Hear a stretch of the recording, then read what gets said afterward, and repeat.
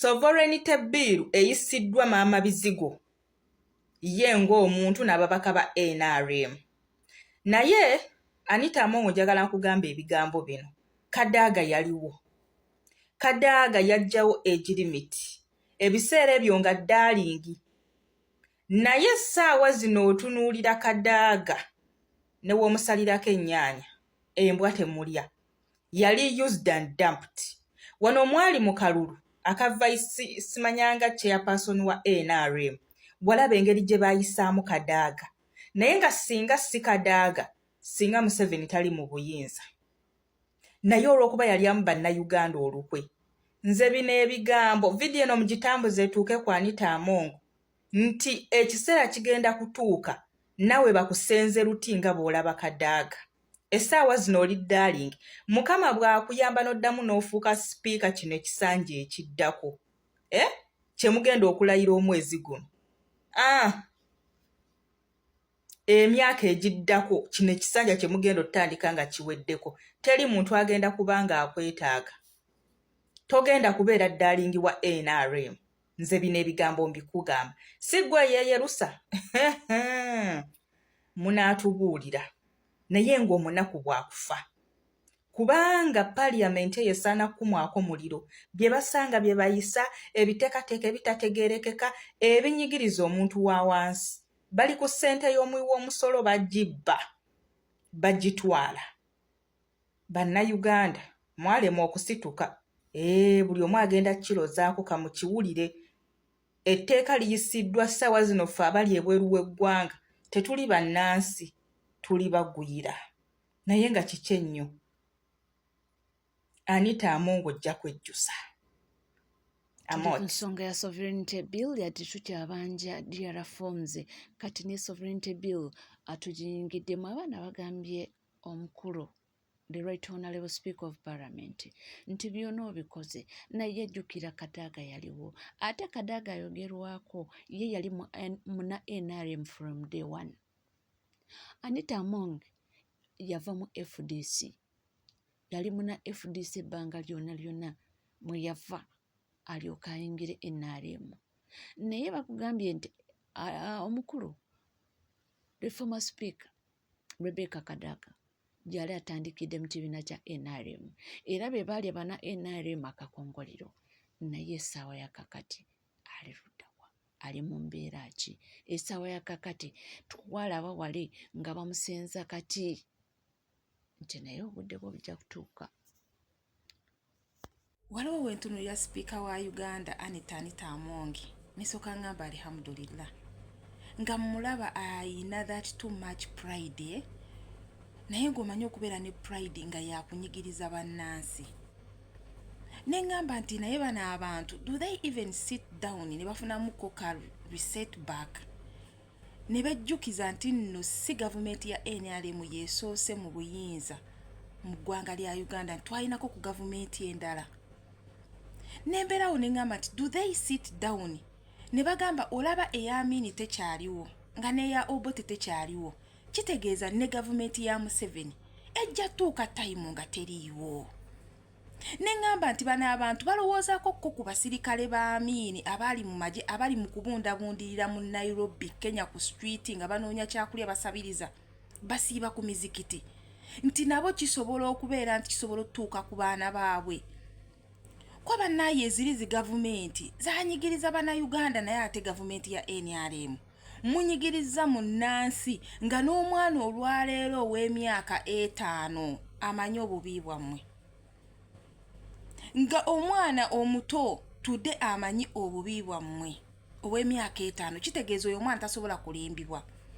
Nti generations ezigenda okujja emijije emito tebagenda ginnyonnyola nnyo bibi bya gavumenti ya NRM kubanga mu byo bwennyini mwe bali mu bitestingako kwa abaana kati ennaku zino bategeera. Omwana tasobola kulaba muzadde we ng'ali mu ntebe awo akaaba amaziga nga yeekokkola gavumenti n'olowooza nti no taabeere nga amanyi. wekibanga olwaliro tulina abaana mu masomero naye nga bo bagamba pulezidenti waabwe Kyagulanyi nga ne papers muzibawa ne babuuza who is the president of Uganda, omwana n'ateekako his excellence Robert Kyagulanyi Ssentamu oba n'ateekawo Bobi Wine, kitegeeza nti abo eyo generation eyo ejja kubanga si yakunnyonnyolebwa nnyo wabula nga yo yakuteekinga actions, naye mutuulakawo wansi ne mufumiitiriza ebintu ebyo. Engeri gye mukudaala, engeri gye munyigirizaamu Munnayuganda nga nammwe muzadde walayi nga muyina famire nga nammwe mukimanyi nti nno time ejja tuuka gavumenti ya NRM ebeere ng'esomwako mu history, naye history waayo alibeera atya? Oba mmwe abali babasigaddewo oba bawala bammwe? Kuba olwayo tutambulira ku mulembe oguli digito nti gwoyinza olowooza nti famire yo tebagimanyi nti oba ogikwese nnyo. Wallahi nga waliyo babiri abagimanyi, ate baba bagimanyi ebintu we bikyuka manya emitwalo millions and millions of people bajja kumanya famire yo. Naye mmwe obulumi bwe mutuusiza ku Bannayuganda mukimanyi nti no Abannayuganda n'abali mu kaŋŋambe mu nsi z'ebweru gye mukweka famire zammwe time esobola okutuuka nga tebakyasobola kwekweka, nga ne wojje bwabatwala tebasobola kunywa mazzi ku maziga ge mukaabiza bannansi. Omuntu n'obeera neyo pride, naye nga pride gy'oyina yakulaba nti onyigiriza Munnayuganda, yakulaba nti nno bannansi bakaaba amaziga naye gwe ne wekkusa ebisawo bya ssente. Millions and millions of money nga gwe oli muzze kusa just an individual mu bwati. Mwe ne mulya ne mu receiving 10, ne mu receiving 5, ne mu receiving emmeka buli kaseera, ssente y'omwi w'omusolo ye Omunnayuganda ng'ali ku kawogo kamukala katali kakalaayi. Mwe bantu mmwe manyi waliwo wootuuka ekiseera n'okola ekintu kugina emyaka gyaffe tukuze tetuli baana bato. Kati mwe mubeeredde nti no muli bantu bakulu mutuzaala. Nkimanyi otuula awo wansi n'ogamba nedda ndi mu myaka 6, myaka 7, naye ate bano abaana bange oba bano bazzukulu bange bali mu myaka emeka? Banaye mwe bagayizi, omuntu atafuna mukko kaddannyuma n'akolako kariseti baka ng'onyigiriza omuntu omulala, gwoba wakikula ki oba na mutima kiyaahe? Mumwagala tugamba nti muli yumoto, nti you're here to live forever on this planet Earth. Kye mwagala okutugamba nti mugenda sigalako mugikunguleko amakoola gonna?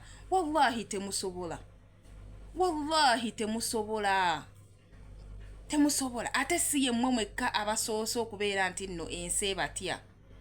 At least mwali baddeko awo ne mutuulakokko ne mugamba n'okunyigiriza Omunnayuganda n'oyagala omufuula omuddu, n'omufuula omuddu mu nsi ye, n'oyagala omufuula omugwira mu nsi ye, naye gwe ng'amufuula omugwira, wallahi tosobola kubeera ku nsi kuno ginogako makoola yonna n'ogimalako. Tosobola. Nze nkakasa Speaker Anita Amongi tewaliyo mu famire yo asobola kwogeza boggo nga lyoyogeza essaawa zino, cause you're on alone. Kyekimu ne Museveni, he is on alone. Kyekimu ne Muhoozi, you guys you're on alone. They cannot be Muhoozi omulala, they cannot be Museveni omulala, oba they cannot be Anita Amongi omulala. Wajja kubeerawo omuntu omulala. Naye mmwe temuyiga bannaye. Bantu abali mu gavumenti ya NRM nze mundeetera okulowooza nti mmwe temugenda kufa ba cowboy. Temugenda kufa. Naye nga mbikola ku bannansi nga nammwe muli Bannayuganda. Muyina famire muzadde. Kale tujja gifunda. Yewuunya engeri Anita Amongi gy'akolamu ebintu bye nga n'okubalaata. Kwegamba akola ekintu n'abalumya n'okubalumya ng'abalaga nti ffe abali mu kintu, ffe abasalawo kye tukwagala. Oba mukaaba oba mukola kye. Nabalazeewo nakatambi ka mukyala Namere Justin, ye nti ye waba ayogera n'okuvumaavuma era yabadde mukambwe ng'agamba nti ye abange abalemerako tetuyisa tteeka lino abasinga obungi ndaba balina bu NGO ye yabadde mukambwe. Tweyongerayo okulaba abantu kye boogera n'okuba nga beewuunya aba MP bano. Naye ono yagambye nti Honorable Sanyonyi mumuwe ebimuli. Etteeka baliyisizza naye twebaza omusajja ono. Simanyi omusajja alwanye n'ababaka ba paaliyamenti aba NRM bonna mulimu ne sipiika. Omusajja alwanye ayogedde abatolinze from the first minute to the last minute. Akasajja kalwanye kagezezzaako buli kimu mpaka eventually batusinziza amaanyi. Tukwebaza musajja gwe, wali musajja wa ddala ono gwe bayita leader of opposition. Musajja wa maanyi agezezzaako. He has done each and everything. Naye mugamba bwatu wasazeewo kati baliyisizza kisigaddeyo kyokka disindika amayi Museveni ateekeko omukono olufuuka etteeka officially. Tugenda kyowulira baaba. Naye ono ye abuuzizza nti abange ba MPs naddala bana NRM nti bannayuganda oba kubanga bo ebintu byabwe bigwera mu ssente. Kasa betoloolamu bwe bati ne babatwala simanyi mu NRM kokasi ne babatwala simanyi kyankwazi eyo kiba kiwedde kusayiningira ssente nakujja wano nga bakola ebinyigiriza Abannayuganda. Kansubire buli omu ali bulungi. Njagala obuuza ekibuuzo kino. Ba MP ba NRM muli bannayuganda oba muli ba NRM? Njagala kubuuza ku kibuuzo. Are you Ugandans or you are party people that you NRM? Namwe tuba scrapping off ku map ya Africa. These are the things that I talked about last time on my live. Nabagamba, you people. You are talking about apparently opposition leaders to go and swear in. Olwaliro mushirabi. Nti civility bill apparently badde yogeza abantu obwama. Apparently njagala okwebaza Mwami Ssenyonyi. Nti parliament yaffe gye tulimu tewali kintu kipya ky'osobola kolamu. Era ekibuuzo kyange to all people. But is our opposition leaders, are they supposed to swear in? Because when they go and swear in, they are giving legitimacy to Museveni that he won with that percentage. Kati awembulize ekibuuzo wetugamba nti our leaders are supposed to swear as other people say. Then legitimacy wemugikiriza, it's like being in your house. Tata ona agamba banzi ba kalulu, that is Mwami Robert Kyagulanyi Ssentamu, and then the children ngabagamba atatalimba tebamuba, because once they go and swear in babakiriza ebyava mu kulonda nti no byali bituufu. Kati ano wembulize ekibuuzo buli omu ampa endowooza kubanga apparently simanyi what is going on.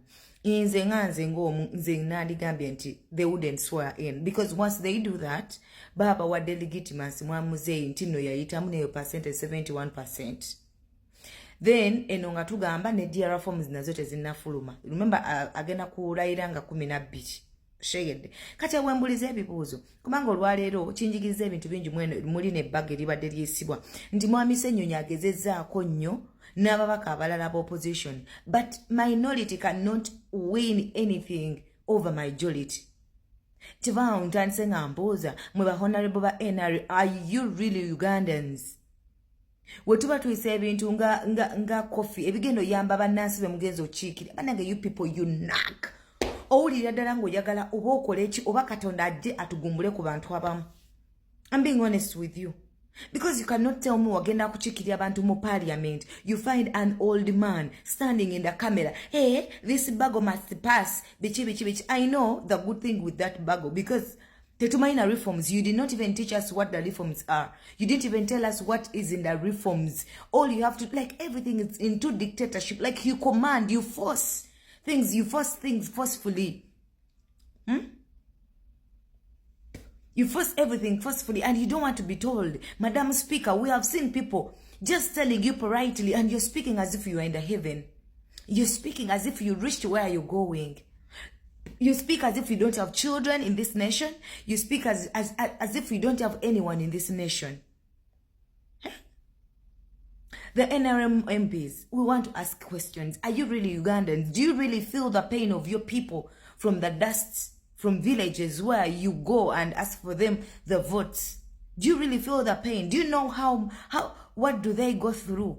Have you even read the reforms of the bill? Or you have just gone an extra hand Because for you, you know, I'm a party person. They have given me money, so I have to pass whatever. Madam Prime Minister, do you even know the chaos that you're doing that disrespect you as a woman? Do you have children? Do you really have children? I'm just asking questions. Do you really have children? You people, when you go to those caucus and everything, do you respect yourself that you have children? You have people that you represent from villages. People, let's have hearts for people. Let's serve. Do not eh? You cannot tell me that you're going to do for. You didn't even read the reforms. Mwami Segona talked about that. You did not even read the reforms. Mwami Joel Osenyo, you talked about the reforms. You know more appreciating. We did not even know the reforms that you have made with the foreign Minister of Foreign Affairs. You did not tell us. Now, what can we expect? Now, this is a total mess. Really a total mess. Opposition, there's nothing we can do in the parliament. Recently a coffee MP for Kampala like they do things forcefully. Why would you even fight in the parliament? Why would you fight? Why would you fight? Like you reach a time and you feel like, God, we know you're watching and you are waiting for you people. One by one. I'm not quarreling because the bill has passed or not, but the initiation of how people have been initiating in the parliament. And that is why I'm saying, our opposition leaders, are they supposed to swear in or not? Because a bago libalaze, you cannot fight over 1,000, over hundreds of MPs. Because these MPs are for God and my stomach. Uganda Bano MP bali for God and my stomach. And that will never change. Are for God and their stomachs and their family. That is why usanga abana bamwenga balina zikansa, abana bamwenga balina ebituli mitima. Gowebuze lwaki? What percentage of musolo? You did not. God told you to go to represent the poor. What did you do? You just failed yourself. You just taken care of yourself. You didn't even bother what other people on the ground are going through. So what do you want us to take? What do you want us to say? You guys, with all the messes that you have done, you want the Ugandans to say thank you so much for every chaotic things that you've done in the parliament? Do you want us to say that, oh, you're now an amazing leaders of all the chaos and all the torture and all the heartless that you have to the Ugandans? You want us to appreciate you for that?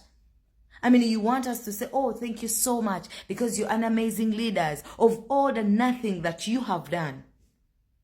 You cannot even be guided by the constitution. Apparently, we are asking for DR forms. And the guys deliberately cannot even utter each and he cannot bring out the forms. But the constitution tells him, commands him to publish the results in written. You people, why are you making us bad people? Why are you making us bad people? Are you foreigners that you don't belong to this nation? Everyone has come out and spoke about the impact, the advantage and the disadvantage of the bill. But deliberately, because for you think about your stomach, it is okay. Because we are the one paying taxes. At any cost, the two reforms demo, you cannot even go extra. And what is the sector of communication do? You fund them each and every year. Why are they being paid? If you cannot communicate what the reforms that you have made in the bill, like you people, you're so evil. And it is only God that will give you in his own time. We cannot, because the things you have done, you people, are worse than what we expect. But one day like this, God is watching and he will pay you for each and every bikora actions that you have done to Ugandans, that have supported you wholeheartedly, that have loved you when you're nothing. I know most of the people who came to Uganda when you're nothing. Ugandans fought for you to say that at least you have a life.